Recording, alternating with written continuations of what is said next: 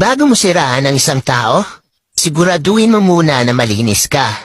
Bago mo ilabas lahat ng baho ng iba. Pero yung sarili mong baho tinatago mo? Bago ka magpasikat, dapat sa tama at malinis na paraan. Huwag yung maninira ka ng kapwa mo para lang mapansin ka. Ano, pasikat lang? Yan ang mga taong feeling perfect. Ang tingin nila sa sarili nila, napakalinis. Lahat ng tao may bad side. Kaya manalamin ka muna bago ka manghusga. Madami ka namang nagawang mabuti pero sa isa mali, di na nakita yung nagawa mong mabuti sa kanila. Ganon talaga yung mga taong kulang sa pansin.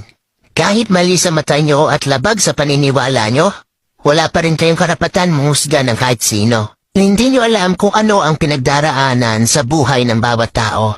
Lahat tayo ay nagkakamali. Bas hindi ka aya-ayang tignan ang mga taong nagmamalinis.